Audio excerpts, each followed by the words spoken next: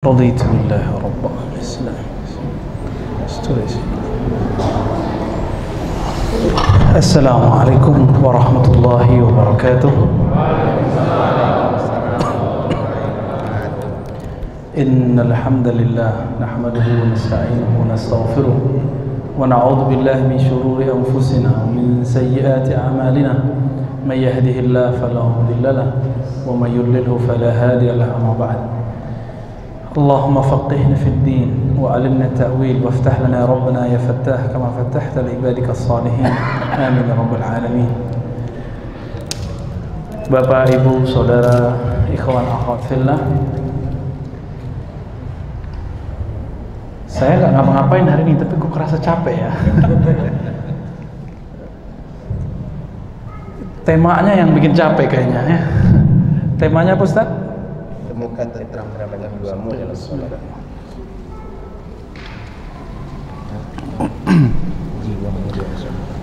Berarti ada dua kata kunci, tentram dan sholat. Nah, dari situ kita masuk ya. Di dalam Al-Quran, kata tenang itu muncul sangat eksplisit dalam surat yang sudah sering kita dengar dalam bab zikir. Surah Ar-Ra'd ayat 28. Sering dengar? Ala bidzikrillah tatmainnul qulub. Ala. Orang Arab kalau mau ala itu yang ngantuk langsung bangun. Ala gitu. Hoi gitu. Jadi Allah tapi manggilnya halus. Ala, hey, sadar. Kamu sadar, kamu tidak akan tenang dengan game. Kamu tidak akan bahagia dengan jabatanmu. Kamu tidak akan bahagia dengan pasangan yang gagah cantik. Kamu tidak akan bahagia dengan gajimu yang gede. Kamu cuma bahagia. Nah, dalam bahasa Arab, jika objek didahulukan, biasanya subjek, predikat, objek. Ini objek ini dimajukan, bidzikrillah. Maka harus dipakai jar majrur. Bidzikrillah, hanya dengan menyebut Allah, menyebut nama Allah, mengingat sifat-sifat Allah, berhubungan kontak langsung dengan Allah. Tatmainnul qulub, qalbu menjadi tatmain. Qalbu itu bahasa Arab artinya taqlibah, suatu yang bergerak-gerak. Berkata Imam Al-Qushairi, imam ahli hadis mufassir yang ahli zikir, summiyal qalbu qalban litaqallubihi. Qalbu disebut qalban karena dia cepat sekali berubah. Kita kagum kepada seseorang, jam ini bisa jadi jam nanti sudah berubah. Cuma karena beda 0102 langsung kesel. Kan kita lihat ya, kita sudah lihat Pak, begitu cepatnya qalbu. Dulu, ini contoh saya sebut nama aja karena kita lagi kasih contoh, lagi ta'lim. TGB sekarang yang milik nyoblos 02 pasti kesel sama dia, tapi yang nyoblos 01 seneng sama dia. Kenapa? Dulu dikatakan next presiden Hafiz Mufassir Dr. Azhar, kakak kelasnya Ustaz Arnaf. Dulu digadang-gadang kayaknya melebihi semuanya, tapi cukup dengan dia beda nyebrang politik dan sudah banyak orang benci. Begitu cepatnya kalbu membenci, ya kan? Jadi jangan percaya dengan pandangan pertama, jangan percaya dengan asumsi pertama, karena kalbu cepat berubah. Nah, banyak itu ya. Orang nikah kalau pesta di kantor, kalau di gedung mahal gak? Mahal. Berapa mahalnya? Udah pernah belum?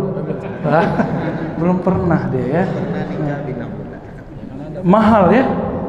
Tapi kemudian orang bisa dalam hitungan sebulan, sepekan, bahkan sekarang sehari sudah nggak cinta sama pasangannya. Bisa? Bisa. Begitu cepatnya qalbu berubah. Supaya qalbu itu tidak cepat berubah ke negatif, ala bidzikrillah tatmainnul qulub. Karena qalbu itu liar. Orang yang disebut nabi itu, wali Allah itu adalah yang bisa mengendalikan kalbunya dengan zikrullah. Kalau kita punya guguk, misal si guguk itu takutnya sama apa? Batu. Sama batu. Nah, batu itu zikrullahnya. Kolbu ini lebih parah daripada si kalbun. Jadi kolbun, kalbun, tipis ya. Kolbun, hati. Kalbun sama-sama bisa nyalak gitu. Sama-sama tamak dia. Sama-sama emosional. Bukan cocok logi ya. Tapi itulah rahasia Allah membuat kalimat ini mirip. Namun si kolbu, sebagaimana si guguk tadi, takut kalau mau dilempar pakai padahal cuma digertak doang, nggak jadi, kabur dia. Kolbu juga begitu. Kolbu digertak dengan nama Allah, ditembakin ke kolbu, langsung dia tenang dia. Ya. Paling dia menggigil sebentar, tenang. Apa dalilnya? Surah Az-Zumar, surah 39 ayat 23. Ayat 23. Taqsya'irru minhu. Qalbu itu mulai indikasinya dari kulit. Tubuh kulit bergetar. Minhu, karena Allah, karena ayat Allah, karena Al-Quran, karena zikrullah. Apa? Juludul ladzina yakhshawna rabbahum. Julud, kulit orang yang takut kepada Allah. Kalau kita takut kepada Allah, rindu kepada Rasulullah, ada orang selawat kita menggigil, Pak. Ada getarannya, kayak ketarik ke situ. Kenapa? Itu getaran rindu. Takut kepada Allah itu bukan takut menjauh, tapi takut rindu. Namun kalau bergetar terus kan bahaya jantungnya, nanti bisa jantungan. Maka fitrahnya kalbu, kalau sudah ketemu namanya Allah, summa talinu juluduhum wa qulubuhum illa dzikrillah. Maka si kalbu yang tadinya bergetar, maka kalau ada orang zikir sampai berteriak, bergetar, itu tidak bid'ah. Itu emang efek kalbu, tapi jangan tiap hari, Pak. Ya, berisik juga kita ya, terganggu juga kita. Dan tidak baik untuk jantungnya. Dan tidak baik untuk emosionalnya. Dia harus dilatih terus zikir. Summa, pakai summa. Dalam bahasa Arab summa itu beda dengan fa. Summa itu nanti, akan, proses, kemudian gitu. Jadi ada prosesnya. Kalau pakai fa bentar aja, maka setelah ini langsung. Tapi jika pakai summa, dia ada jaraknya. Maka orang kalau rajin merawat kalbunya, nanti kalbunya pasti lembut. Talinu juluduhum wa qulubuhum ila dzikrillah. Lalu kalbunya akan lembut. Itulah kalbunya sahabat Nabi Abu Bakar, Umar, Utsman, Ali, Talha, Zubair, dan sahabat-sahabat mulia, Salman Al-Farisi, Abu Darda, dan semua sahabat Nabi. Awalnya mereka kenceng. Masih ingat kisah Abu Darda, Abu Zar. Abu Zar itu orang yang Islam nomor 5. Ana khamisuhum islaman. Di riwayat lain rabi'uhum islaman, dalam kitab Al-Isti'ab karya Ibnu Abdul Bar. Apa kata Abu Zar? Kami di kampung kami Bani Ghifar mendengar ada seseorang yang jujur lalu mengaku dapat wahyu. Maka kami penasaran, datanglah ke Mekah. Di Mekah ternyata Nabi baru punya murid Khadijah, Abu Bakar sama Ali. Berarti muridnya berapa? 3. Waraqah bin Naufal udah mati. Siapa Waraqah bin Naufal? Paman Khadijah yang ahli kitab Injil, mengerti Taurat, udah wafat. Jadi kalau dihitung 4 sama Waraqah bin Naufal. Tapi ini nggak dihitung. Dihitung cuma Khadijah, Abu Bakar, Ali radhiyallahu taala anhu. Lalu Abu Zar udah nyampe di masjid Nabi Muhammad, karena dakwahnya baru ke 3 orang ini. Aslinya dakwahnya harusnya di masjid, tapi karena orangnya belum banyak, masjid masih banyak berhala, masih banyak orang-orang yang menyembah berhala, bahkan tawaf tidak pakai celana. nggak pakai baju. Jadi itu Masjidil Haram pernah dikotori oleh orang-orang kafir Quraisy. Mereka mengatakan kita harus suci, maka kita harus buka semua. Tuh aliran nyeleneh ya. Kalau ada aliran nyeleneh gitu, dia menghidupkan ajaran jahiliyah, paganisme. Tiba-tiba datanglah Abu Dzar tunggu Nabi hari pertama, hari kedua, hari ketiga udah habis bekal. Ternyata Abu Dzar nggak sendiri, dia saudaranya wa ummu dan ibunya. Tapi saudaranya ini saudara seibu beda ayah, Abu Dzar Al-Ghifari. Apa yang terjadi? Hari keempat cuma minum Zam-Zam. Nabi Muhammad juga tidak kunjung datang. Tapi dia percaya pasti ada. Waktu itu kan belum ada Google, belum ada YouTube. Mau cari, ini ustadznya ada nggak di YouTube? Kan begitu sekarang ya. Sejak kapan YouTube jadi standar ustadz itu berilmu? Banyak di kampung-kampung sana ulama-ulama yang ikhlas, tidak digaji, hanya Allah yang gaji dia, nggak ada di YouTube, Pak. Tapi namanya terkenal di langit sana. Allah kelunjungi terus, orang kirim terus malaikat ke sana bawa rahmat, bawa rahmat, bawa rahmat. Ada yang jawab, Ustaz, rahmat nama saya. Ya bukan rahmat yang itu ya, rahmat Allah maksudnya. Hari ke-10, 11 sampai 20 gak ada juga. Minumnya apa? Makannya apa? Makannya Zam-Zam, minumnya Zam-Zam. Udah malam, makannya Zam-Zam, minumnya Zam-Zam. Sampai hari ke-30 Nabi biasanya sekali sebulan waktu itu masuk ke Masjidil Haram. Tiba-tiba Abu Bakar kaget melihat ada orang kurus, lemes, 3 orang. Seorang perempuan, waktu itu belum wajib berjilbab. Terus coba Abu Dzar dan saudaranya Abu Dzar yang seorang penyair. Apa yang terjadi setelah itu? Abu Bakar bertanya, ini wajahnya bukan wajah orang Quraisy. Abu Bakar hafal semua orang Quraisy. Nabi hafal semua orang Quraisy kecuali yang baru-baru lahir. Akhirnya ditanya, "Man anta?" Siapa kalian? "Man antum?" Kamu siapa? Dari mana? Dijawablah oleh Abu Dzar, "Ana Abu Dzar." Aku adalah Abu Dzar. Tapi kata Abu Bakar, "Wajahmu kok melas?" Abu Dzar bergirang, ada yang mau ngajak nraktir nih ya. Akhirnya apa kata Abu Bakar? "Kamu belum makan ya?" "Belum." Ternyata Nabi ada di samping Abu Bakar. Ketika Abu Bakar bertanya, "Apa yang kamu makan?" "Aku makan selama 30 hari air Zam-Zam dan minum juga air Zam-Zam."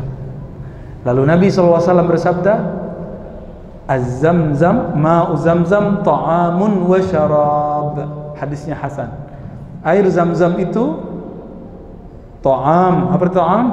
Sama dengan makanan, juga syarab sama dengan minuman. Semenjak saat itu orang jadi tahu rahasia air Zam-Zam. Walaupun 30 hari bisa hidup dan tidak masalah, justru pembuangan detok, keluar penyakit-penyakit Abu Dzar, maka umur Abu Dzar panjang. Panjangnya bukan main. Lalu Abu Dzar diajarkan oleh Nabi la ilaha, pengajaran itu disebut talqin zikir. Apa arti talqin? Pembimbingan zikir. Talqin bukan hanya untuk orang mati, tapi lebih diutamakan untuk orang yang hidup. Maka ditalqinlah siapa? Abu Dzar, saudaranya dan ibunya.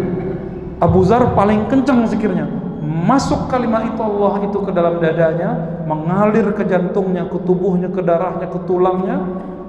Maka Abu Dzar mengatakan ke Abu Bakar, "Wahai Abu Bakar, izinkan aku mengumandangkan, mendeklarasikan kemenangan tauhid di dalam qalbuku." Kan lagi rame deklarasi ya. Apa yang dia deklarasikan? La ilaha illallah masuk ke dalam dirinya. Apa kata Abu Bakar? "Dulu aku juga kayak kamu. Pertama dapat la ilaha illallah, pengen nunjukin ke orang siapa aja ngelawan, aku lawan." Kata Abu Dzar, "Itu mah kamu, aku beda." Tapi Abu Dzar terus, tanpa sepengetahuan Abu Bakar, Abu Dzar tembus ke Masjidil Haram yang banyak berhalanya saat itu, dan dia mengatakan asyhadu an la ilaha illallah. Itu kata-kata dia menggetarkan berhala-berhala semua. Semua orang kafir awalnya takut, tapi pas dilihat ini orang nggak dikenal nih, gebukin aja, digebukin, buh. Tapi dia nggak ngerasa apa-apa, langsung pingsan. Dia nggak ngerasa sakit, tapi udah bonyok. Tahu-tahu bangun, siapa yang membawa dia? Paman Nabi yang belum masuk Islam, namanya Ja'far, atau saudara Nabi ya, Ja'far, saudara sepupu Nabi. Ja'far mengatakan, kalian jangan coba-coba ganggu ini orang, saya kenal ini orang, namanya Abu Zar. Dia tinggal di daerah Ghifar, Bani Ghifar. Kalau kalian pergi berdagang ke utara pasti lewat kampung Abu Zar. Orang Arab itu kalau kita bunuh satu orang kaumnya, maka nanti orang kaum sono akan datang sekampung menghancuri kaum kita, membunuh kaum kita. Maka kata Ja'far apa? La taqtuluhu, hentikan, jangan bunuh dia, karena nanti urat nadi perdagangan kita habis. Akhirnya orang-orang kafir Quraisy menghentikan pukulannya. Abu Zar kemudian diselamatkan oleh Abu Bakar As-Siddiq. Pas dia siuman, apa kata Abu Bakar? Tuh, apa kata gue? Rasain lo gitu. Jadi ini emang orang baru dapat kalimatullah, semuanya pasti pengen pamer, walaupun benar. Baru dapat kajian A, pengen pamer. Baru dapat kajian zikir, pamer zikir. Baru dapat kajian sunnah, pamer sunnah. Kajian bid'ah, pamer anti bid'ah. Baru dapat belajar thariqat A, pamer thariqat. Baru dapat sanad A, pamer sanad. Emang itu fitrah manusia. Maka sabar-sabar sama orang yang suka pamer, nanti dia capek sendiri. Ya, kita semua punya sikap pamer, Pak. Semua, saya juga. Ayatnya itu kan tidak ada di surah Al-Hadid. Ayat keberapa itu? Ya, innamal hayatud dunya, hanyalah dunia itu apa? Main-main, senda gurau. Ya, apalagi tafakhur, lahun walaibun tafakhur. Apa tafakhur? Berbangga-bangga dalam anak, harta, bermunafasah, begitu terus. Cuma itu dunia. Awal-awal dapat mobil gimana? Wah, bawa kemana-mana. Rumah aja deket dari masjid, bawa juga. Ya, mau makan kemana deket, pakai mobil. Ya, terus pura-pura ketinggalan barang. Maaf, ketinggalan di mobilku. Cilah, ambil dulu barangnya ya, biar kelihatan sama temennya. Mobil lu baru ya. Akhirnya ketahuan deh, mobil baru, motor baru, apalagi pasangan baru. Bahaya ini ya. Yang belum telan ludah aja ya. Allahumma shalli ala Muhammad.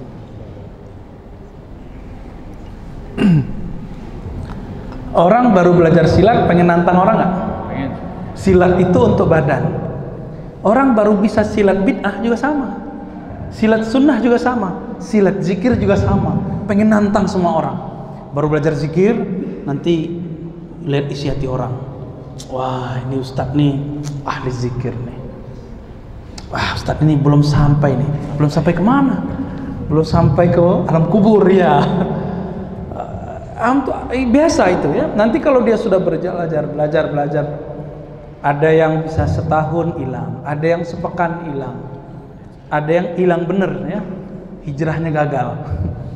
Jadi pintu hijrah itu banyak. Ada yang lewat zikir, ada yang lewat nangis-nangis, ada yang lewat muhasabah, ada yang lewat partai, ada yang lewat gerakan, ada yang lewat sunnah bid'ah, ada yang lewat khuruj. Banyak pintu hijrah itu banyak. Jangan monopoli bab hijrah. Ya. Kembali ke surat Az-Zumar, ayat berapa tadi? Ayat 23. Di ayat 23 itu dikatakan summa talinu, dengan proses berjalan, maka orang yang tadinya pengen show up, nunjukin apa saja yang dia punya, nanti lama-lama hilang, lebih tenang, kalbunya lebih tenang. Talinu juluduhum wa qulubuhum, tapi dengan syarat cuma satu, ila dzikrillah, kepada mengingat, menyebut nama Allah.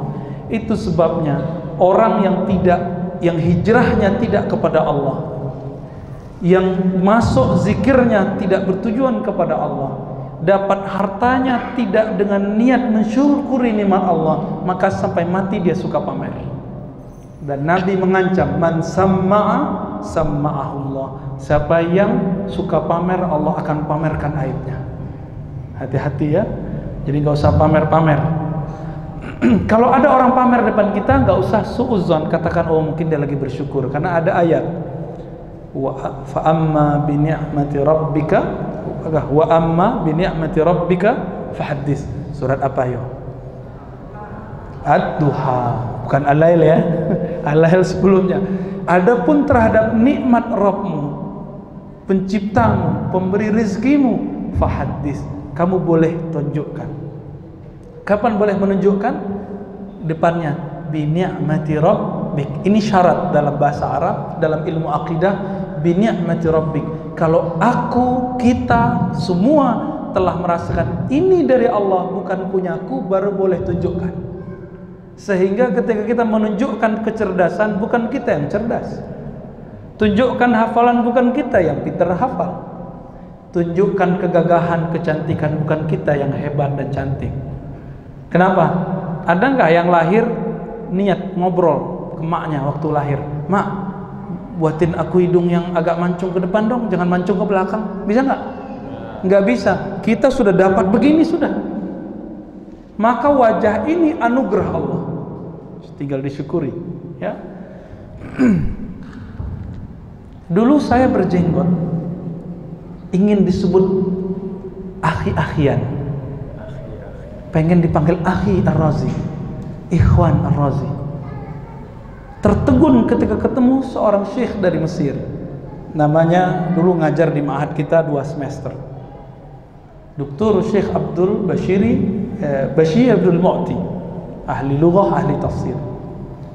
Apa kata beliau ketika saya tanya, Syekh tudarris fi ma'had kaza wa kaza, saya sebut, Anda kan ngajar di ma'had ini, itu ma'hadnya kan orangnya berjenggot, manhajnya ini dan ini dan ini, wa anta ma'indaka lihya, sedang engkau nggak punya satu lembar pun nggak ada satu bulu.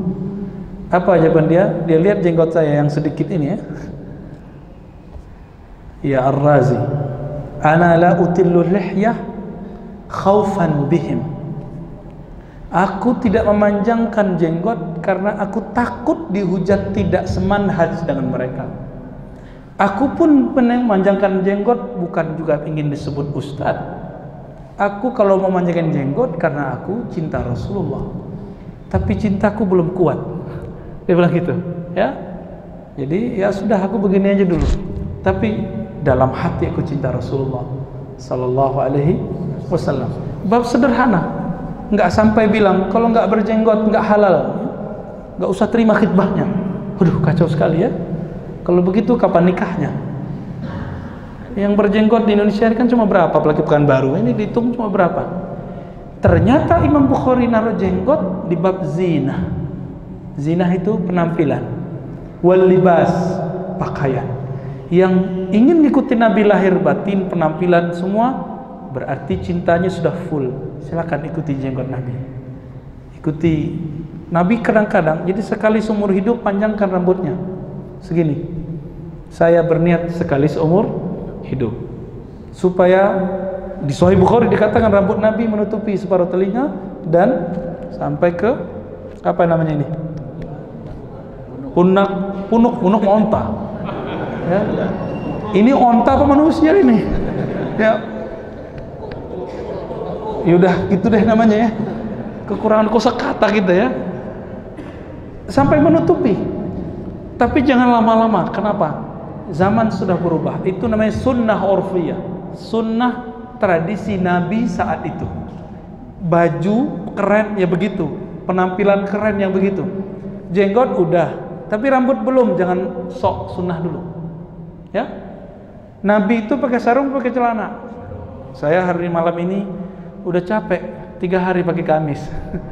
Sekarang pakai celana ya. Kenapa? Jadi ada siapa nih? Mana Syekh Rasid ini ya? Yang cilik.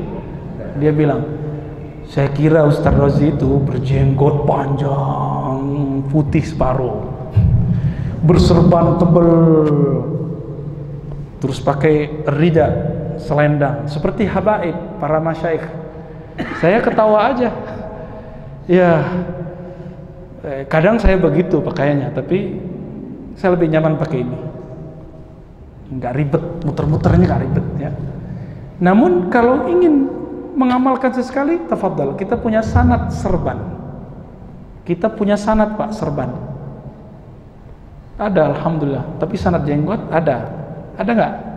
Ada sanad jenggot. Nabi itu kalau baca hadis lagi megang jenggotnya. Ada hadis yang musalsal namanya bil-lihyah.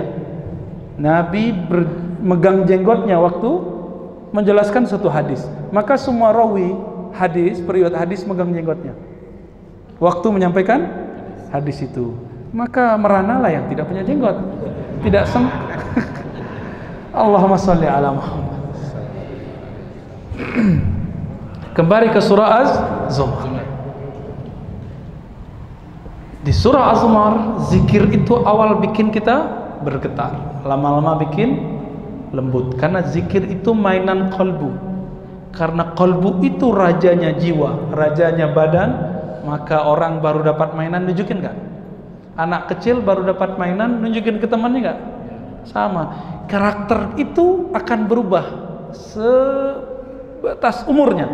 Kalau mainan anak kecil ya mobil-mobilan. Kalau orang anak sudah gede, kalau anak umur 5 tahun, mobil-mobilan. Kalau udah 25 tahun, mainannya mobil beneran, motor beneran.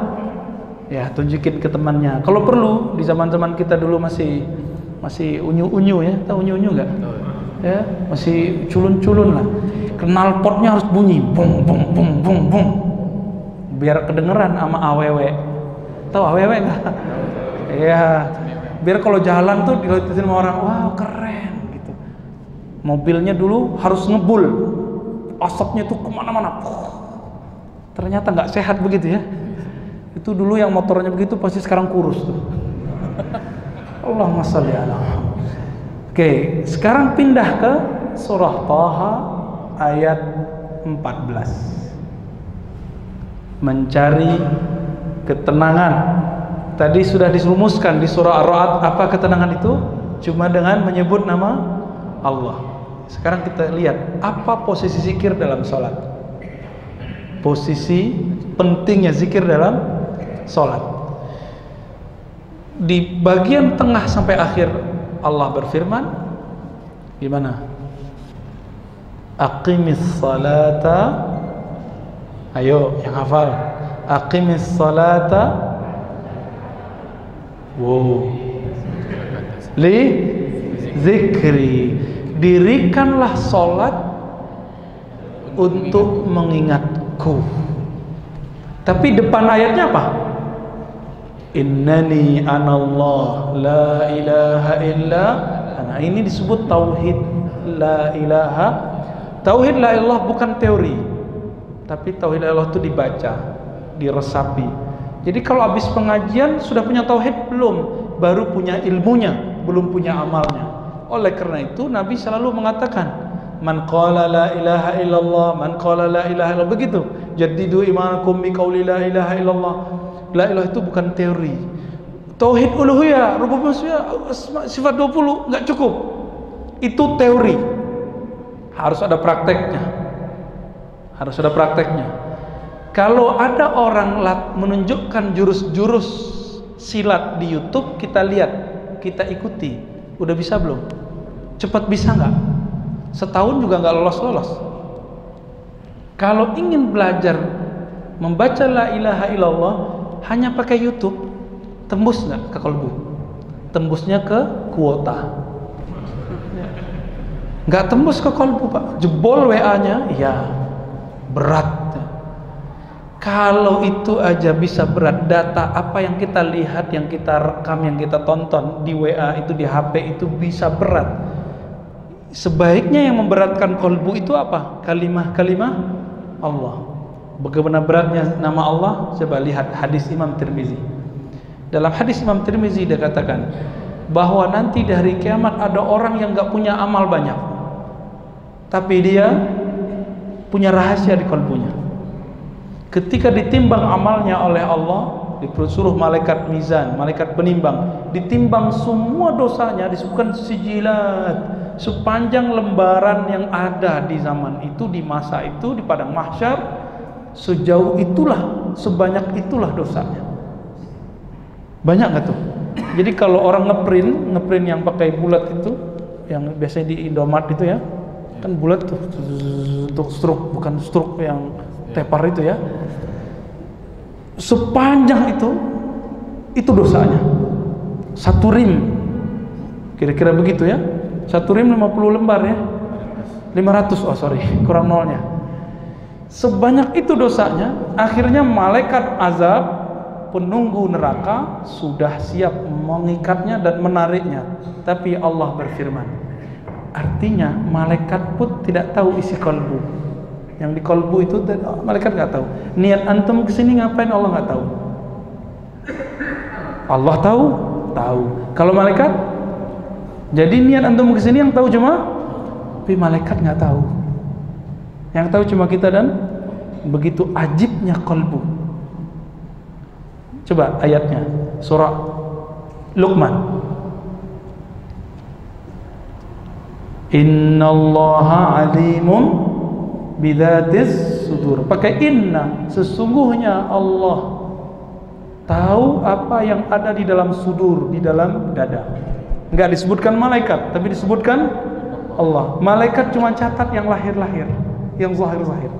Maka Allah katakan ke malaikat mizan, "Hei malaikat, bedah jantungnya, bedah dadanya, bedah kolbunya. Dulu kolbunya pernah bergetar nyebut namaku bukan? Cek, dibuka. Jadi selain Nabi Muhammad, ada hamba Allah yang dibedah. Mau dibedah nggak nanti? Nah, nggak apa-apa dibedah. Dibuka, isinya bukan 01, bukan 02. Ada yang istighfar depan saya nih ya. Bukan selain Allah. Apa dalam kalbunya? Nama Allah. Allah. Dalam riwayat Imam Al-Baihaqi dikatakan Allah itu berdenyut. Di riwayat Imam Tirmizi, la ilaha illallah, la ilaha illallah, la ilaha illallah. Terus jalan kalbunya, gak pernah berhenti. Ternyata dia waktu wafat, dia dapat talqin zikir la ilaha illallah, mati. Saat kalbunya bergetar, mati. Maka kalbu yang bergetar ini tidak pernah mati, cuma tubuhnya yang mati. Dari dia mati sampai kiamat berapa lama itu getarannya? Ditimbanglah kalbu yang ada nama Allah bergetar itu. Karena di surah Al-Anfal gimana? Iza dzukirallahu wajilat qulubuhum, disebut nama Allah, kalbunya berdenyut kencang. Seperti orang, bisa jadi orang jatuh cinta, ketakutan, atau mau ujian kan deg-degan. Yang kemarin ikut ujian CPNS, deg-degan kan? Ada yang tangannya udah letoy duluan ya, udah gemetaran, nggak jadi, salah terus mencetnya. Saya nggak pernah ikut ujian, jadi nggak tahu. Ya. Mau meramar, getaran kolbunya sampai ke lidah. Akhirnya manggil mertuanya Mas. Gak diterima jadinya ya. Begitu efek kolbu. Ditimbanglah nama itu, kolbu itu, kolbunya diambil, timbang. Semua dosanya ditaruh. Awalnya masih begini-gini ya. Lama-lama ternyata yang di dalam kolbunya keluar, tambah berat. Makanya orang yang kolbunya ada nama Allah, kata-katanya bisa tebar, masuk ke kolbu kita, tembus ke kolbu kita, bukan masuk kanan keluar kiri. Itulah Nabi, itulah pewaris para Nabi, para sahabat, pewaris para sahabat, para tabi'in, tabi'ut tabi'in, sampai hari ini mereka masih ada. Makanya kita mesti berguru ke orang yang bersanad, bukan yang ngaku-ngaku. Bukan yang ngaku-ngaku ikut Nabi, tapi yang buktikan bahwa dia ikut Nabi dengan bersanad. Bersanad itu bukan cuma ijazah, aku ijazahkan, bukan. Bersanad itu berguru, mulazamah. Apa arti mulazamah? Kita senantiasa konsisten berguru ke orang itu. Jadi kalau ngajinya cuma pas tablik akbar ya salam. Ini tempat mengingatkan saya ke sahabat saya, siapa ya? Ustadz Zulhendri ya. Itu orang alim, masih muda, ilmunya luas melebihi umurnya. Silakan disemarakkan. Ini inisiasi beliau kali ya, tempat begini. Emang beda Pak, kalau duduk di atas begini, itu rasanya beda. Makanya ulama-ulama Al-Azhar, ulama-ulama sebagian di Yaman, kalau ta'lim dia buat mimbar begini. Pas saya buka hadis, mimbar Nabi kayak gitu atau kayak gini? Ternyata benar kayak gini, mimbarnya Nabi. Kalau ini namanya podium. Podium itu dulu punyanya orang Yahudi Nasrani, yang Nabi buat ini. Tapi boleh nggak pakai podium? Ya boleh, kan itu peradaban, bukan masuk ke syariat. Nah, silakan mulazamah ke beliau. Tadi ada Ustadz Al-Nof ya, mulazamah ke beliau. Masih banyak ustadz-ustadz di sini yang mau ngaji kitab. Karena tidak semua sempat nyantri, sudah telat kan, umurnya udah lewat, nggak boleh kan disuruh-suruh push up. Kau telat sholat, push up. Nggak bisa begitu lagi Pak.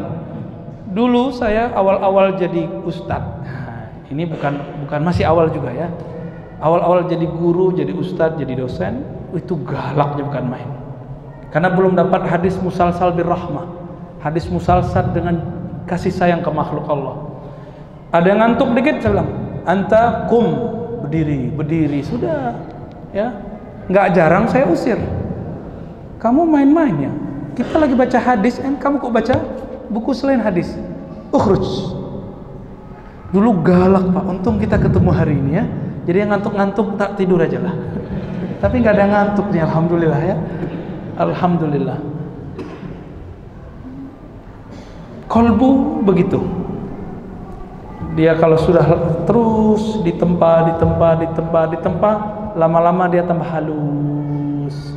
Coba ini filosofi, belajar ke alam. Karena Allah mengatakan siru fil ard, jalanlah di muka bumi. Itu ayat tertulis. Ayat tak tertulisnya apa? Kalau kita lihat orang ngasah sabit, masih ada nggak orang yang nyabit rumput sekitar Pekanbaru? Udah susah ya. Wah belagu, sok kuto ya, seorang kota. Coba kita keluar Pak, lihat. Di situ ada orang nyabit rumput pakai sabit.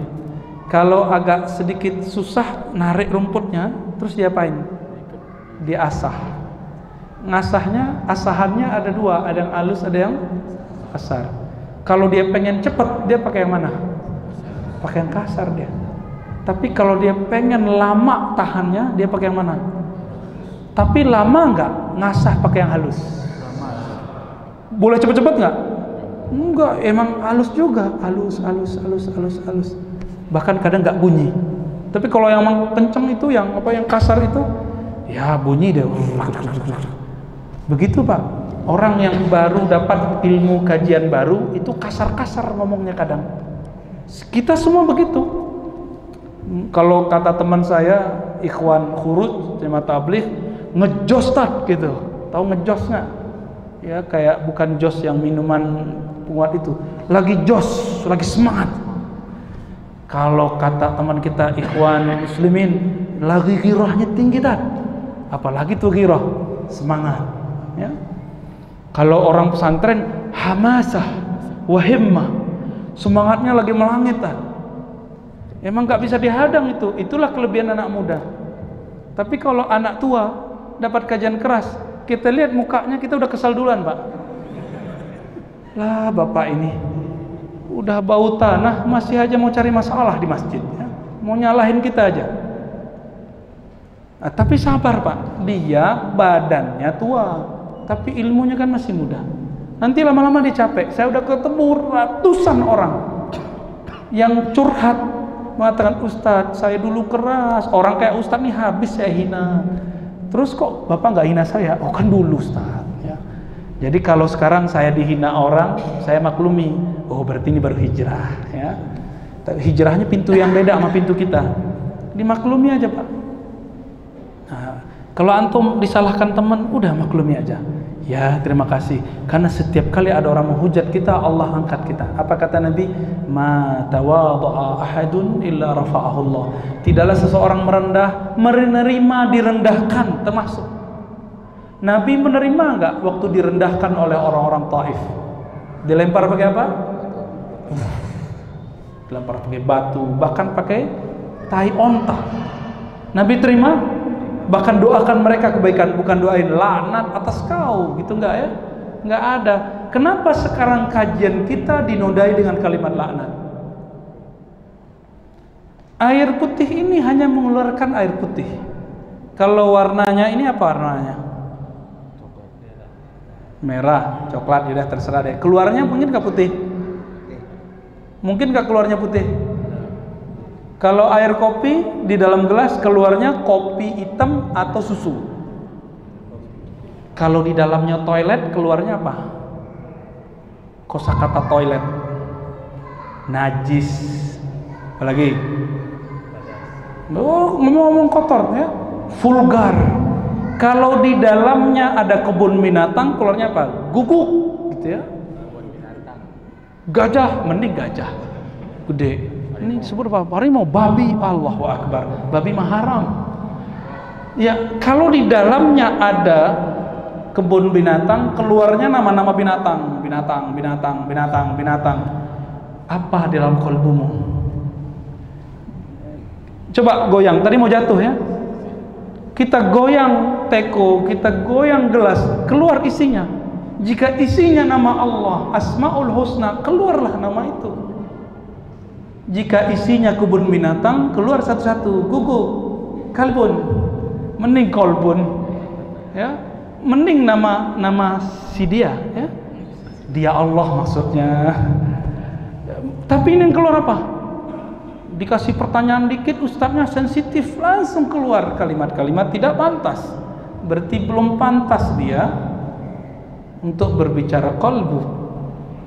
Itulah problem kita hari ini. Fanzur amman ta'khuzuna dinakum. Maka perhatikan gurumu, pilih gurumu yang benar-benar, yang lahir batinnya mewarisi Rasulullah sallallahu alaihi wasallam. Jangan hanya sorbannya, jangan hanya kopiahnya, bajunya, celananya, betul akhlaknya semuanya. Ada orang cantik duduk samping kita di bus. Awalnya senang. Kita perhatiin dikit ketus dia. Kau ini apa, lihat-lihat berjenggot tapi nggak qatul basar. Bisa juga dia ngomong qatul basar. Tahu qatul basar kan? Jaga mata. Ngerti juga tuh akhwat yang kurang baju ini ya. Iya, namanya mata kan ngelirik dikit-dikit ya. Dia bilang, jadi cantik nggak dia? Galak ya. Galak nggak jadi cantik. Ada orang bening kulitnya tapi apa aja belagu, nggak mau salaman sama orang, najis, ya, ketemu orang, bau. Dia cantik tapi akhlaknya tidak cantik. Ada orang bersorban tapi akhlaknya tidak akhlak sorban. Ada orang bergamis tapi tidak akhlak gamis. Ada bersarung tidak akhlak sarung. Bukan melarang pakai ya, bukan melarang nggak pakai baju, bukan. Nanti yaudah Ustaz saya nggak pakai baju aja, bukan. Maksud saya kalau cari guru jangan tertipu sama pakaian. Li'annal ajabu fil libas, kekaguman terhadap pakaian cuma sampai dia ngomong. Kalau dia udah ngomong ketahuan isinya apa. Ya. Aqimis salata li dzikri, ini bagian terakhir. Dirikanlah salat untuk mengingatku, menyebut namaku. Maka inti salat adalah zikrullah. Oleh karena itu Nabi itu mengajarkan zikir. Ada zikir yang temporal. Wasabbihuhu bukratan wa asila. Surat Al-Ahzab ayat 42. Sebutlah, bertasbihlah kepada Allah pagi dan sore. Itu zikir namanya zikir muakkad. Zikir yang ada waktunya, muayyan. Kita sebut zikir maksurat, ratib, hizib, apapun namanya. Terus di ayat 41-nya, ya ayyuhallazina amanu zkurullaha zikran katsira. Hai orang beriman, sebut ingat Allah sebanyak-banyak. Kalau banyak itu 100 banyak nggak? 500 banyak nggak? 1000 banyak nggak? Jadi boleh nggak kalau zikir 1000? Terus kalau ada yang bilang, Nabi nggak pernah zikir 1000, gimana jawabnya? Gimana cara jawabnya? Tanya balik sama dia. Quran itu turun ke Nabi bukan? Dia pasti jawab, iya. Bacain ayat ini, surah Al-Ahzab ayat 4. Ya ayyuhallazina amanu dzkurullaha dzikran katsira. Hai orang beriman, zikir sebanyak-banyaknya. Banyak di situ kan tidak dikatakan tak terhingga, enggak. Banyak. Yang penting banyak angkanya. Yang banyak angka atau apa? Angka apa rasa? Rasanya banyak. Ada nggak begitu? Manisnya banyak. Bisa nggak begitu? Orang bilang banyak angka. Jumlahnya banyak. Baru benar? Oke. Maka itu ingin menyebutkan angka. Ada ulama memilih zikir tiap hari 1000. Ada yang memilih 5000. Ada yang memilih 10.000. Ada yang memilih 70.000. Itu banyak. Jadi tidak bid'ah. Oh Ustaz, ente salah. Nabi cuma zikir subhanallah 33 kali. Wah, ini belum khatam Sahih Bukhari nih. Ya, nggak usah Bukhari deh, Al-Azkar Nawawi aja 1 jilid. Bukhari kebanyakan 4 jilid. Udah khatam belum Azkar Nawawi?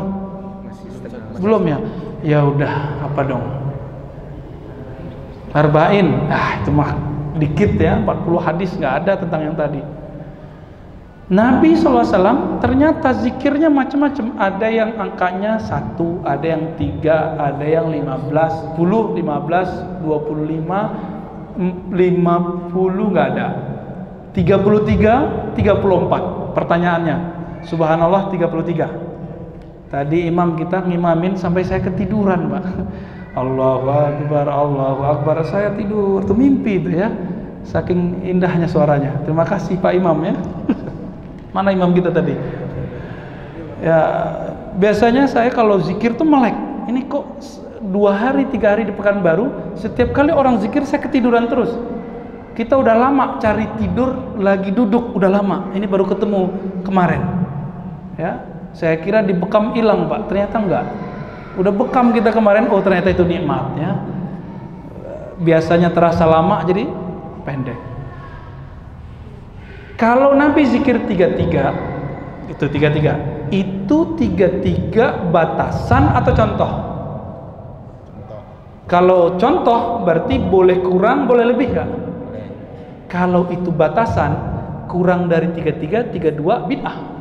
Masa kita zikir 32 bid'ah? Ya. Ya udah lebih 35, beda enggak? Kalau ada orang mengatakan zikir 1000, 2000 bid'ah, kasih tanya itu, gimana kalau zikirnya 35? Bid'ah enggak? Kalau dia bilang bid'ah, ya salam. Fa'arid anil jahilin, maka berpalinglah dari orang jahil. Enggak usah dilayani lagi sudah. Ya salam ya akhi. Kalau enggak bisa debat, ya salam ya. Ya salam itu artinya apa? Lepaskan semua aib, lepaskan semua apa yang tergores di kalbu, biar nyaman hidup ini. Orang yang paling sempit dunianya, orang yang paling banyak debatnya. Kita udah nggak debat tapi nonton debat, sama aja.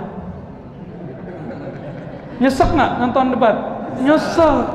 Malam ini sampai Ramadan nanti semoga ketemu Lailatul Qadar. Kurangi debat, jangan nonton debat lagi. Kasihan kolbu. Kolbu kita kasihan, Pak. Mata ini udah nonton, udah seneng dia matanya. Telinga dengar seneng. Kolbu seneng nggak? Tersiksa dia. Maka kolbu kita bilang, bro, udah dong, sis, udah dong. Nggak kita dengerin. Otak kita budek di situ. Dia bilang, asik loh. Kan seru ya ngeliat orang tengkar. Emang kita punya bakat, emang pengen melihat orang beradu. Itu kan dulu zaman-zaman di Minangkabau dulu kan ada perang Padri. Mereka menghapus perang ayam. Tahu nggak perang ayam? Adu ayam. Emang seneng, Pak. Saya waktu kecil pernah ngadu ayam. Ya. Tapi kemudian baca sejarah perang Padri. Itu ayam kita jago sekali. Warnanya aneh. Nggak ada warna seperti itu. Itu tajam. Apa namanya di sini? Taji ya, bukan taring ya. Kalau dia begini, bisa 2 ayam langsung tepar. Sakti juga nih ayamku nih ya. Judul ada candunya. Itu ngeliat ayam candu kita, Pak. Oke, sekarang ngeliat orang tengkar, seneng nggak? Seru ngeliat orang tengkar itu. Maka dibuatlah pertengkaran resmi sambil main-main, dikasih juara tuh, tinju-tinju ya. Orang yang agak cerdas sedikit, dia nggak mau lagi tinju-tinju, capek ngeliat tinju-tinju. Mending tinju-tinju otak. Itulah debat. Ya, maka lakulah ILC. Lakulah Najwa Shihab.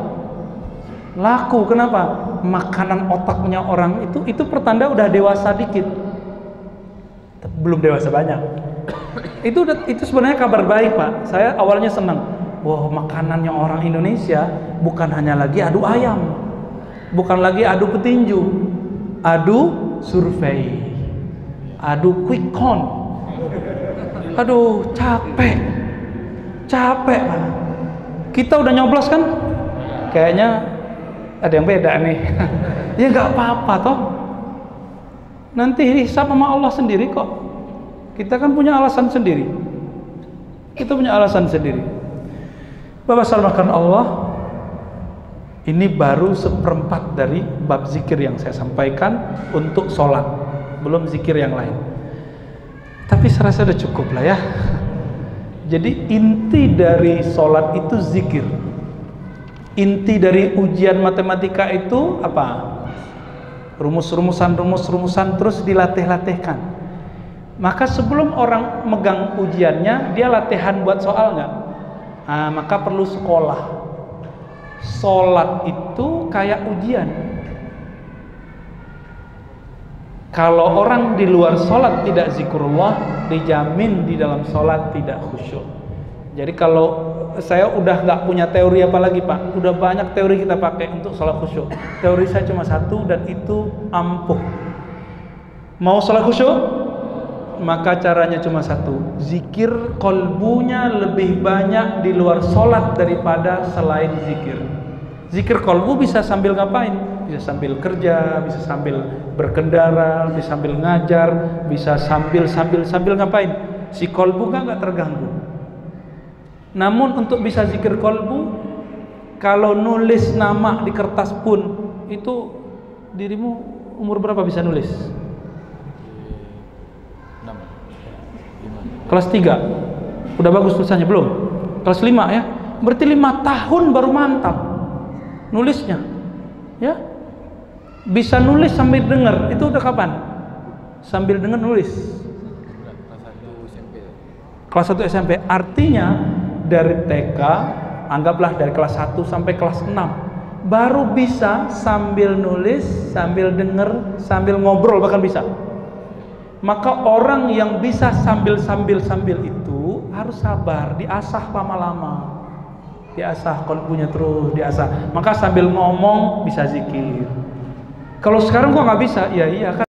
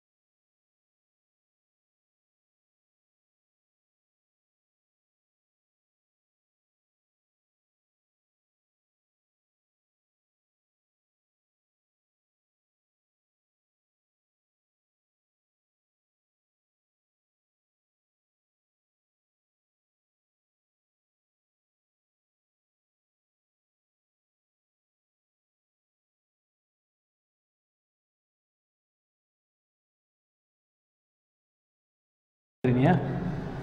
Ini murid Ustaz Zulhandi kan? Insya Allah masih belum yakin dia jadi murid ya. Harus dinisbatkan. Fala tas'al, jangan kamu tanya panjangnya. Berarti dalil ini bukan dalil sholat tarawih. Kelirulah orang jika memasukkan ini sebagai dalil sholat tarawih.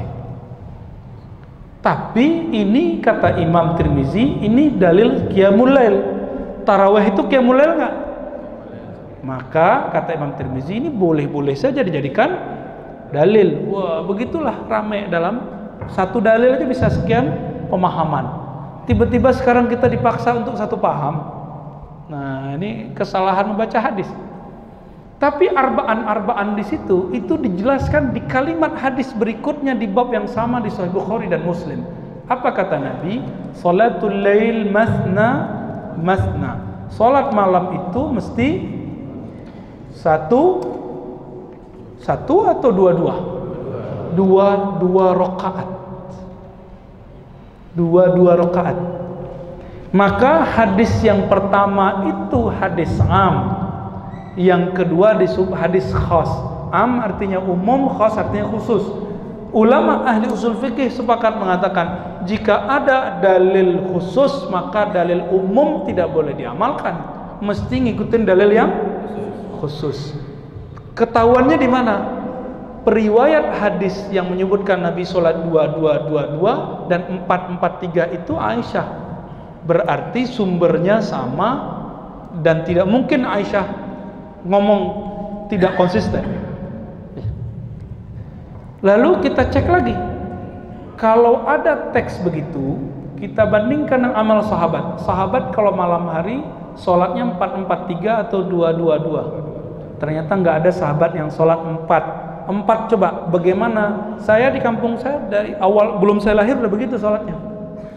Makanya waktu kita berdebat dengan pengurus, apa kata pengurus? Aku belum lahir di sini sudah 443. Begitu. Ya, tapi kitab saya kan lebih tua. Kitab saya sumbernya Nabi Muhammad SAW. Kitab hadis Sahih Muslim. Ya, cuma kita nggak mau debat panjang-panjang waktu itu. Alhamdulillah tahun berikutnya diganti. Jadi beliau dapat pencerahan, nggak tahu dari mana. Jadi kita nggak bisa maksa orang walaupun dalil sudah sahih. Dan disebutkan dalam hadis itu yusallim, bersalam setiap rakaatain, setiap 2 rakaat. Nah, kalau sholat yang 4 gimana? Takbir ada nggak duduk tahiyat pertamanya? Nggak ada. Maka ini sholat aneh. 4 kok nggak ada tahiyat pertamanya? Nggak mirip sama maghrib, nggak mirip sama isya. Sholat macam apa ini? Ya itulah sholat baru yang muncul. Dan itu riwayatnya dipahami oleh Imam Son'ani. Tapi Imam Son'ani bukan imam ahli sunnah. Imam Son'ani ini imam Zaidiyah, mensyarah kitab ahli sunnah. Diikuti oleh Imam Al-Mubarakfuri, pensyarah Sunan Tirmizi. Tapi Al-Mubarakfuri ini disebut Asari. Asari itu beda dengan Salafi. Asari itu yang ada hadisnya, itu amalan dia. Meskipun misalnya ini 443, ini 2222, maka dia amalkan 443 walaupun sekali seumur hidup. Siapa? Imam Al-Mubarakfuri dari India ya. Maka saya kalau orangnya nggak mau dirubah dari 443, ya kita berhusnuzon dikit Pak, dikit. Selebihnya saya suzon. Dikitnya apa? Mungkin dia ngikutin teks secara tekstual 443. Tapi orang ini ketahuan nggak belajar usul fikih, nggak belajar fikih, nggak belajar kaedah ahli hadis dan kaedah ahli fikih. Kaedahnya kita sudah sebutkan tadi sore karena tidak semua hadir, kita ulang. Jika ahli hadis berbeda pendapat mengenai makna hadis, yang didahulukan ahli fikih. Jika ahli fikih beda pendapat mengenai kualitas hadis, yang didahulukan ahli hadis. Kenapa Imam Syafi'i kalau sholat baca Fatihah dijaharkan padahal gurunya enggak? Bismillahirrahmanirrahim. Kenapa? Karena bagi Imam Syafi'i Quran itu qiraat, diriwayatkan secara mutawatir lebih dari 10 orang setiap generasi. Dan dalam ilmu Al-Quran wajib membaca basmalah. Maka Imam Syafi'i mengatakan wajib mengeraskan bismillah. Itu kenapa Imam Syafi'i beda? Ustadz kan di Mekah nggak begitu. Mekah tahun berapa? Ya, ke Mekahnya kan baru tahun kemarin. Taib, ini banyak pertanyaan, kita jawab pendek-pendek aja. Assalamualaikum Ustaz, zikir yang mana yang terbaik? Istighfar, salawat, la ilaha illallah. Tergantung keadaannya. Kalau kolbunya kotor, kalau gelasnya kotor, dibersihin dulu atau langsung minum? Bersihkan dulu. Salawat, la ilaha itu minuman. Istighfar itu pembersih. Bersihkan dulu kalau kotor. Ciri-ciri kotor apa? Pas zikir la ilaha kok nggak nikmat-nikmat, berarti masih kotor. Istighfar lagi. Ulang lagi, belum nikmat, berarti istighfar lagi. Mungkin cara istighfarnya nggak benar. Bagian sini udah bersih, belakang belum. Kita masih bersihin yang depan, karena belum tahu cara teknik beristighfar. Teknik istighfar itu ditalkinkan juga, nggak main istighfar doang. Ya. Ini sudah. Bagaimana caranya supaya ketenangan yang didapatkan dalam sholat bisa berbekas pada saat di luar sholat? Nggak usah pakai teori. Zikir yang banyak di luar sholat, zikir itu yang akan membekas dalam sholat. Kalau sudah membekas dalam sholat, baru dia berbuah lagi keluar sholat. Apa kata Nabi? Bekas zikir itu sederhana, bekas sholat. Nabi mengatakan orang yang sholat 5 waktu sama kayak mandi 5 kali. Tahu hadisnya ada di Bukhari dan di Muslim. Kita nggak usah sebutkan teksnya karena buru-buru. Maka orang yang sholat 5 waktu dengan zikrullah, dia akan bersih kata-katanya. Kenapa? Karena dia mandi kolbu 5 kali. Mandi kolbu itu Pak 5 kali. Bayangkan itu kepala yang kita rawat setiap hari, sekarang lebih rendah dari tempat keluarnya buang air besar dan air kecil. Betapa kita mengatakan, hei wajahku yang hebat, yang bagus, yang cantik, yang ganteng, apalah ya, kau ini lebih hina dari tempat keluar buang air besar. Kau lebih dihina di hadapan Allah Ta'ala. Nah ini, kalau berbekas sujudnya, orang ini gak akan pernah sombong. Ustadz dia sujud sampai hitam jidatnya, tapi kok belagu, berarti terlalu keras nekannya ke jidatnya, bukan ke kolbunya. Nah, sekarang biar bekasnya tidak hanya hitam di sini, tapi memutihkan yang kolbu. Jangan cuma sibuk nekan-nekan kepala. Ya. Ketika sujud, kalau dia berbekas biarkan, tidak berbekas biarkan. Karena yang dikenal bekas sujudnya dari asaris sujud di mukanya, simahum fi wujuhihim min asaris sujud, itu bukanlah jidat yang bergaris-garis tip X apa itu ya. Tapi kalau kulit antum begitu ya nggak apa-apa toh. Ada yang begitu nggak jidatnya ya? Ya nggak apa-apa. Namun bukan itu yang disebut bekas sujud. Bekas sujud yang mana? Sujud itu ketika orang tidak sombong. Maka kalau orang sudah sujud mau berbekas nggak berbekas di jidatnya, tapi masih sombong, dia belum sujud. Subhana rabbiyal a'la atau subhanakallahumma wa bihamdika. Subhana rabbil a'la itu ya Allah yang maha mulia engkau, yang maha tinggi engkau, aku rendah. Dan ajib, ini ajib. Apa kata Nabi? Aqrabul abdi, sedekat-dekat hamba wa rabbihi, dan Rabbnya saat sujud. Bukan lagi naik gunung, di atas gunung soalnya dekat, bukan ya, tapi waktu kita ke sujud.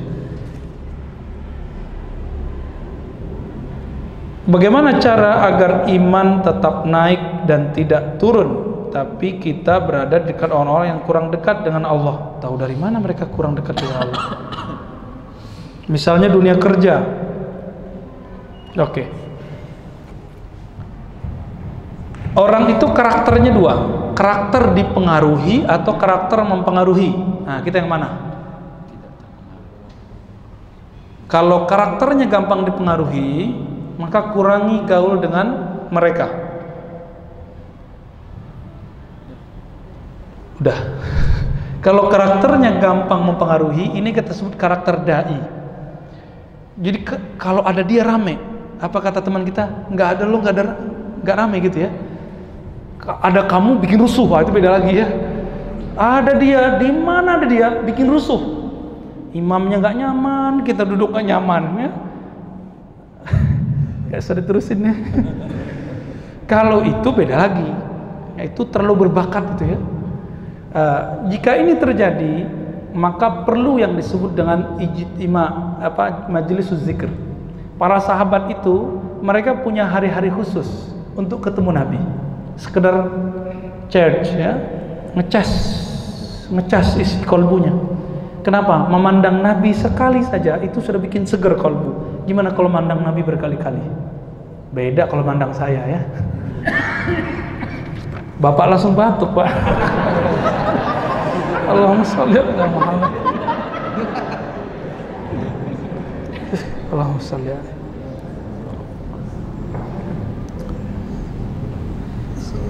Sedang khutbah Jumat berlangsung, ada makmum yang terlambat sholat tahiyat atau dengerin gitu ya. Kalau masih khutbah pertama maka dianjurkan sholat, tapi kalau khutbah kedua nggak boleh sholat, nanti ketinggalan dia. Namun ada beberapa orang salah baca kitab kuning. Kalau imam sudah naik maka wajib denger, dia nggak dapat hadis. Ada orang Nabi lagi khutbah, dia langsung duduk, Nabi bilang as-sholaita, kamu sudah sholat rakaataini khafifatain, 2 rakaat? Nabi bilang belum. Ya, sholli rakatain khafifatain, sholat 2 rakaat yang ringan, jangan dicoba pakai surat Qaf 3 halaman ya. Ini udah jelas masuk masjid, di sini udah ada tradisinya. Apa tradisinya? Pakai, udah tinggal 1 menit bacanya apa? Al-Qari'ah ya. Habislah waktu 7 menit ya. Imamnya nggak nyaman, ada yang kebelet, aduh gimana nih ya. Jadi lihat kondisinya. Yang sahih hadisnya kalau masih khutbah pertama boleh. Mengqadha salat wajib yang tertinggal di masa lalu. Ini sudah pernah kita bahas ya di pertemuan sebelumnya. Nanti silakan dilihat di kajian-kajian kita sebelumnya. Amalan sunat dapatkah menghapus dosa akibat kesalahan salat wajib? Bukan menghapus, menambal. Bahkan bukan salat sunat. Ketika kita selesai assalamualaikum, yang kita baca alhamdulillah atau astagfirullah. Nabi mengajarkan istighfar atau alhamdulillah? Istighfar. Kenapa? Untuk nambal tadi lagi sujud ingat selain Allah. Waktu lagi ruku melihat celana, wih keren juga celanaku jingkrang ya. Sunnah. Kata yang celananya di bawah mata kaki, lebih keren aku lah. Bagi yang hari raya ini ibu-ibu nih pakai mukena bagus, pas sujud ngeliatin ya, maka makruh kalau ada mukena terlalu banyak itunya itu ya, motif-motifnya itu bikin cowok-cowok bermotif nanti ke dia ya. Hati-hati. Jadi amalan seperti istighfar bisa nambah ya insya Allah. Bagaimana cara mendapatkan istiqomah pada amal terutama zikrullah? Jika belum bisa istiqomah, mendekatlah ke orang istiqomah. Maka mendekat kepada dia, kita akan terbawa istiqomah. Udah enggak istiqomah, temannya orang yang enggak istiqomah, ustadznya tidak istiqomah. Ustadznya witir enggak jalan, berguru ke orang tak berwitir. Gimana mau sholat witir istiqomah? Kalau mau istiqomah sholat witir, berguru ke orang yang sholat witir. Kalau mau tahajudnya istiqomah, berguru ke orang tahajud. Kalau mau zikirnya istiqomah, berguru ke orang yang zikirnya istiqomah. Udah malam.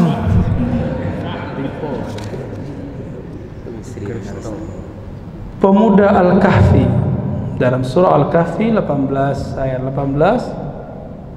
Nah, ya, di surah Al-Kahfi ada tentang qalbu ya, itu ayatnya berat itu ya. Wala tuti' man aghfalna qalbahu, itu ya, an dzikrina. Coba dicek, benar gak itu? Kita dulu ngafalin ayat nggak ngafalin nomor soalnya. Sampai hari ini ngafalin hadis nggak tahu nomornya. Nggak bisa ngomong kiri kanan atas, nggak pernah ngaji begitu. Ya, itu khasnya Ustadz Adi Hidayat itu ya. Allah kasih kecerdasan luar biasa ke beliau. Kita diajarin baca teksnya udah hafalin gitu doang. Ada jemaah nggak hormat ke kita, nggak apa-apa. Tapi dia bilang, kalau anda nggak tahu bilang aja nggak tahu. Ya saya kan udah jawab, hadisnya A, kitab saya nggak ada nomornya pak. Itu kitabnya Ustadz Al-Naf, kita kajian Sahih Bukhari nggak ada nomornya. Terus dia bilang, ente aja nggak tahu, bilang nggak tahu. Ya sudah, ya salam, fa'arid anil jahilin, berpalinglah dari orang jahil. Bener? Itu tentang ini. Mungkin bukan yang itu ya. Ayat 28 kayaknya. Wala tuti' man aghfalna qalbahu an dzikrina. Jangan ikuti orang yang kalbunya lalai dari ingat Allah. Ya. Kalau 18-19 tentang Hud ya, tentang cerita Nabi Khidir dengan Nabi Musa dan si Fata, Al-Fata pemuda temannya di Musa. Ini pertanyaannya pakai bahasa Arab nih. Afdhul dzikri la ilaha illallah. Allahumma anta salam wa salam. Zikir nafas tapi merokok. Loh, maksudnya apa ini? Zikir nafas tapi merokok. Dalam keadaan merokok. Oh gitu. Zikir nafas lain, rokok lain hukumnya ya. Oke. Tentang zikir ma'ana la ilaha illallah kan. Jadi kan setiap salat ini kadang-kadang imam baca zikir ma'ana. Saya tanyakan itu apa benar seperti itu pada zikir la ilaha illallah. Ya. Yang kedua, waalaikumsalam, waalaikumsalam. Ada hadis yang sahih itu kan waalaikumsalam. Tapi dalam kebanyakan orang Indonesia ini dalam kitab Yasin itu ada yang ya, Allah mantasalam kesalam itu ya. Maka itu tidak menyalahi. Oke, ya. Yang ketiga itu zikir tapi merokok. Ada orang mengajar kita zikir nafas dalam setiap waktu. Tapi dia merokok. Dia merokok. Okay. Bagaimana seorang berzikir tetapi dia merokok? Baik. Tak menyatu itu. Ya. Pertanyaannya borong ini. Taib, yang pertama di hadis Imam Tirmizi, hadisnya sahih, afdaludz dzikri la ilaha illallah. Ulama kita sering baca surah Muhammad, fa'lam annahu la ilaha illallah, maka ketahuilah annahu la ilaha. Jadi itu tambahan ulama, selama tidak diyakini itu sebagai ayat tapi gabungan maka tidak masalah. Jadi afdhalul dzikri fa'lam annahu la ilaha boleh. Atau kalau saya lebih senang baca afdhalul dzikri la ilaha karena hadisnya begitu, atau fa'lam annahu la ilaha illallah, digabung sesekali boleh. Jadi begitu ya. Jadi dua-duanya boleh. Terus yang benar itu di hadis Allahumma antas salam wa minkas salam tabarakta rabbana wa ta'alaita ya rabbal jalali wal ikram. Gitu hadisnya di Bukhari, di Muslim. Siapa yang menambahkan ini? Apakah yang menambahkannya ahli bid'ah? Apakah dia merasa lebih pintar dari Nabi? Kan gitu. Kan mazhab Baperian begitu. Ditambah dikit aja muncul pertanyaan, kamu lebih pintar dari Nabi? Nah, nggak begitu. Itu mazhab Baperiun namanya. Baper. Kita cek ke ulama salafus soleh sahabat Nabi. Kalau baca labbaik Allah bacanya gimana? Labbaik Allahumma labbaik. Terus Labbaik la syarika lak labbaik innal hamda wal ni'mata laka wal mulk. Semoga yang baca nanti umroh sesegera mungkin. Amin. Yang nggak baca ya salam. Ibnu Umar menambahkan wahdahu la syarika, ditambahkan ke belakang. Apakah tambahan Ibnu Umar itu bid'ah? Apakah Ibnu Umar merasa lebih pintar dari Rasulullah? Enggak, Ibnu Umar merasa ingin memantapkan lagi. Nabi kalimat begitu sudah ngefek ke kalbunya. Maka Ibnu Umar mengatakan, saya belum selevel Nabi. Maka ditambahkan. Apakah dia seorang pebid'ah? Tidak. Maka ziyadah tambahan-tambahan begini sudah ada zaman salafnya sahabat. Bukan bid'ah. Jangankan itu di luar sholat. Ini kan luar sholat yang Allah mantah salam. Di dalam sholat ada hadis Bukhari, Muslim, Abu Daud, Tirmizi, Nasai, Ibnu Majah, semuanya meriwayatkan bahwa para sahabat. Nah, cuma lafaz yang ini, kalau yang kasus yang ini adanya di Bukhari, ada di Muslim, ada di Nasai. Nabi waktu sholatnya memandang ada dua riwayat, 12 malaikat naik berebut membawa satu kalimah. Di riwayat kedua 40 malaikat berebut bawa satu kalimah. Akhirnya selesai sholat Nabi bukan istighfar, Nabi nanya, Man minkum, siapa yang baca Rabbana lakal hamdu hamdan thayyiban katsiran mubarakan fi. Yang Nabi ajarkan apa? Rabbana lakal hamdu bil as-samawati wal ard sampai akhir yang kita sudah hafal. Akhirnya semua orang diam. Ya, pada takut disebut ahli bid'ah. Tapi kemudian ada yang ngaku juga ketika Nabi nanya, "Ana ya Rasulullah." Aku wahai Rasul. Itu ditambah dalam salat atau di luar salat? Ya. Bacaan ini bagian dari Quran atau bacaan zikir? Kalau Quran boleh ditambah nggak? Nggak boleh. Misalnya gini, kan ada orang baca laqad ja'akum, terus fa in tawallaw faqul hasbiyallah. Dia jadi imam diganti faqul hasbunallah. Dia rubah ayat itu, boleh nggak boleh? Nggak boleh. Kalau doa boleh, kalau zikir boleh. Maka Nabi mengatakan inni ra'aitu, aku melihat isnata asyrata malakan ya asnata asyrata malakan yatabadarunahu. Mereka berebut untuk membawanya ke langit. Berarti secara hukum fikih dan riwayat hadis tambahan itu boleh. Namun kalau saya lebih senang tidak nambah, maka ba'da salat saya bacanya cuma Allahumma antas salam minkas salam tabarakta ya rabb dzal jalali wal ikram. Namun kalau di masjid yang biasa pakai itu ya kita bertasamuh ya, bertasamuh nggak apa-apa. Ada kok imamnya yang menyuruh, yang membolehkan. Terakhir zikir dia ngajarkan zikir tiap nafas tapi merokok. Nah ini kita pisahkan. Merokok hukumnya apa? Rokok itu tidak ada di Quran, tapi ada indikasi di Quran. Apa ayatnya? Wala tulku biaidikum ila tahlukah. Kita udah cek fatwa Mesir, fatwa MUI, fatwa Saudi, semuanya pakai ayat itu. Tapi saya baca sampai 70 kali, nggak ada kalimat rokok di situ. Jangan kamu campakkan dirimu kepada kebinasaan. Ada rokok nggak? Nggak. Namun dokter bilang rokok itu bisa membinasakan. Nah ini namanya istinbat. Kalau dokter cerita ke ulama, ulama bilang oh kalau gitu haram dong. Maka pengharaman rokok bagi yang mengharamkannya tidak dengan dalil qat'i, dalilnya zonni ijtihadi. Apa arti zonni ijtihadi? Berdasarkan asumsi yang kuat, penelitian yang mantap, dan ijtihad. Kalau ijtihad pasti ada yang nggak sepakat. Khamar ada yang nggak sepakat kalau itu haram. Ada yang bilang nggak, menurut saya khamar itu halal, kafir. Ada yang bilang, menurut saya babi itu kalau sudah dihilangin cacing-cacing pitanya halal, kafir, kafir langsung. Ya, tapi kalau ini karena tidak ada di Quran, sampai kiamat kita akan berdebat. Namun biar aman gimana? Cari yang paling ketat. Yang paling ketat itu untuk biar gak binasa, merokok atau tidak merokok? Nggak usah merokok. Saya dulu merokok juga Pak.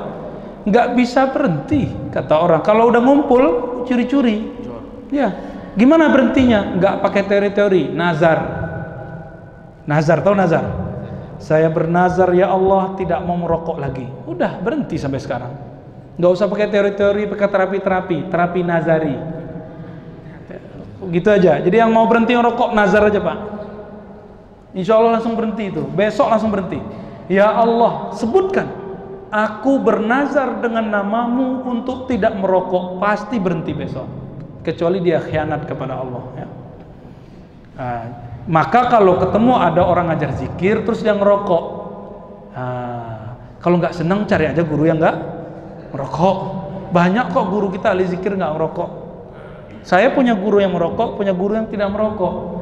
Kalau giliran nyampe ke guru yang nggak merokok, saya pakai ayat itu wala tulku biadikum ila tahlukah dengan ijtihad ini.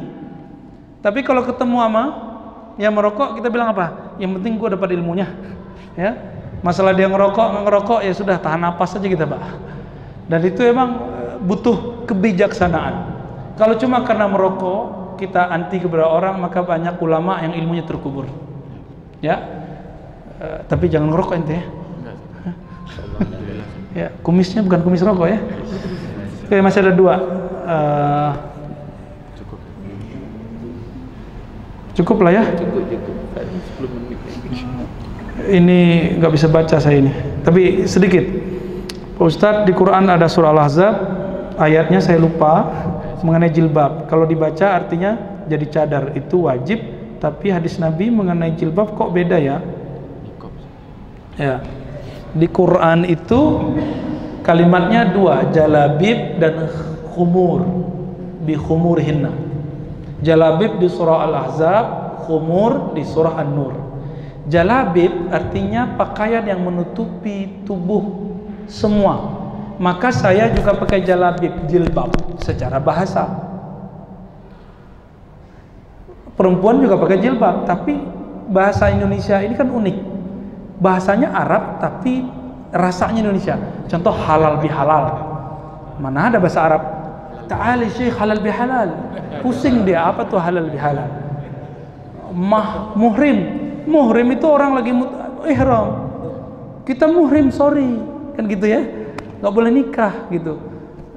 Mahram, bukan muhrim. Macam-macam. Ulama dalam bahasa Indonesia, ulama itu yang ceramah.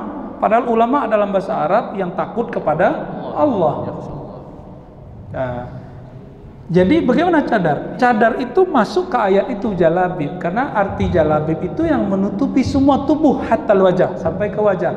Jangan heran di Arab sana, laki-laki kalau musim tertentu pakai tutup semua. Pakai cadar juga. Ntar nanti pakai cadar ya. Pemkam baru unik ya. Akhwatnya sudah biasa pakai cadar. Ya, saya baru ingat 2014 di Malaysia, kok perempuan pakai cadar biasa aja, nggak dianggap teroris. Kita dulu bermimpi semoga Indonesia biasa aja. Ternyata tetangganya Malaysia sudah, Pekanbaru ya, semoga nanti nyebar ke sampingnya, kirinya. Biar orang tahu cadar itu justru bawa rahmat, bukan bawa terorisme. Nggak ada kaitannya. Masa cadar teroris? Cadar itu bawa bom, bukan bawa tutup hidung. Ya sudah gitu aja ya. Satu lagi, kalau khumur itu yang kita sebut setelah orang pakai baju, terus dia pakai pakaian yang menutupi juyub. Juyub ini diperdebatkan. Apakah juyub itu, mohon maaf, lipatan ketiak atau juyub itu lipatan-lipatan? Semua kan banyak lipatan nih. Jangan dibayangin. Ya. Apakah lipatan itu bagian ini itu yang diperdebatkan? Maka di Mesir ulama perempuannya jilbabnya beda dengan ulama Saudi. Begitu juga di Yordan. Saya punya teman S3 dulu, orang Bahrain orang Qatar ya. Jilbabnya biasa aja kecil, tapi bajunya lebar, bajunya longgar, hitam tiap hari. Jadi dia modelnya 3 aja, hitam, besok hitam lagi, besok hitam lagi. Nggak pernah berubah. Nah, karena emang di sono modelnya hitam. Indonesia ini karena banyak warna-warna, ini jadi peradaban. Jadi maka warna hitam bukan syariah. Yang syariah itu satu, nutup aurat. Nutup aurat. Mengenai warna, selama tidak, satu, buka aurat. Hafalkan, tidak buka aurat. Ini bagian terakhir nih ya. Hafalkan, tidak buka aurat. Tidak menyerupai lawan jenis. Tidak transparan, tidak ketat. Tambah 5, tidak menyerupai ritual agama tertentu. Man tashabbaha biqaumin fahuwa minhum. Udah itu aja, 5T. Pakaian syar'i apapun modelnya, yang 5 ini sudah, itu sudah disebut syar'i. Tidak mesti ngikutin satu model di Arab sana atau satu model di tanah Melayu. Boleh semuanya.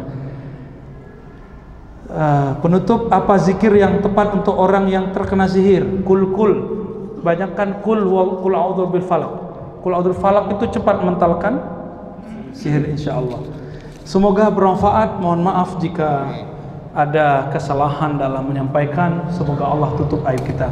Astaghfirullahalazim. Ya Allah, ampuni dosa